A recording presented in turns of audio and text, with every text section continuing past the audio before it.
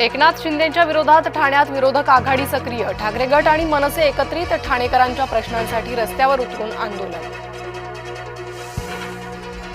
आमची मनसेसोबत कोणतीही युती नाही, मनसेला महाविकास आघाडीमध्ये घेण्याबद्दल कोणतीही चर्चा नाही, महाराष्ट्र काँग्रेस प्रभारी रमेश चेन्नीथला यांची माहिती।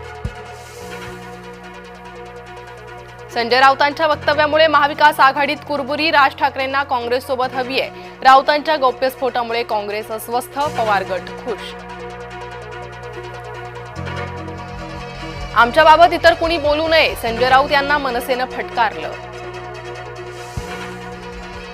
आगामी निवडणुकीसाठी कार्यकर्ते सज्ज, जिथे शक्य आहे तेथे युती झाली पाहिजे, मुख्यमंत्री देवेंद्र फडणवीस यांचं वक्तव्य।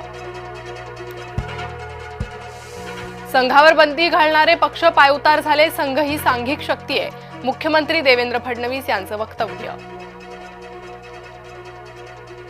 पुण्यात पोस्टरवरून मनसे अभाविपमध्ये वादाची ठिणगी, अभाविपच्या शाखेला टाळं ठोकण्याचा मनसेचा प्रयत्न, मनसे कार्यकर्त्यांवर गुन्हा दाखल। आयारामांमुळे नाशकात भाजपची नाचक्की, भाजपात आलेल्या मामा राजवाडेसह इतर आरोपींना अटक, सरकारवाडा गोळीबार प्रकरणी कारवाईला वेग।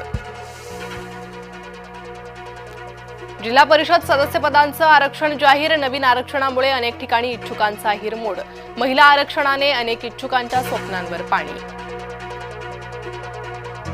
नागपूरच्या वानाडोंगरी नगर परिषद क्षेत्रातील मतदार यादीत घोळ, एकाच घरात तब्बल 200 पेक्षा जास्त मतदार, जिल्हा प्रशासनानं दखल घेऊन चौकशी करण्याची मागणी। सरकार शेतकऱ्यांच्या समस्या सोडवत नाहीये, शेतकरी विरोधी सरकारच्या निषेधार्थ मोर्चा काढणार, महाराष्ट्र काँग्रेस प्रभारी रमेश चेन्नीथला यांचा इशारा।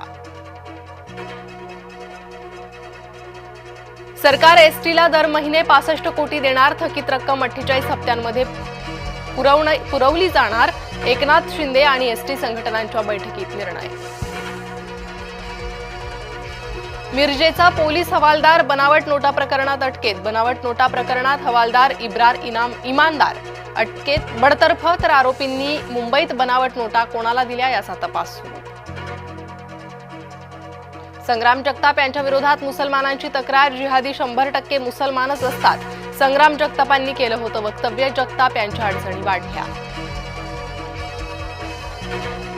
अंबादास दानवे यांचा शिंदेंना चिमटा, एकनाथ शिंदेंच्या योजना डबाबंद, ठाकरे गटाचा शिंदेंवर निशाणा।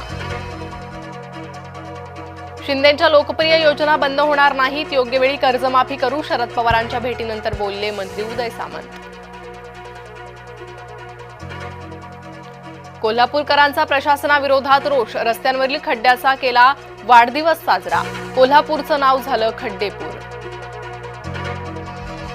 यशवंत बँकेत 112 कोटींचा गैरव्यवहार, बँक गैरव्यवहार प्रकरणी गुन्हा दाखल, शेखर चरेगावकर यांच्यासह 50 जणांवर गुन्हा नोंद। अखेर भारतीय बनावटीचं तेजस घेणार, आकाशात झेप, स्वदेशी तेजस येत्या शुक्रवारी वायुदलात। 10वी-12वी परीक्षेच्या तारखा जाहीर, 12वीची परीक्षा 10 फेब्रुवारी ते 18 मार्च 2026 दरम्यान होणार, 10वीची परीक्षा 20 फेब्रुवारी ते 18 मार्च दरम्यान होणार।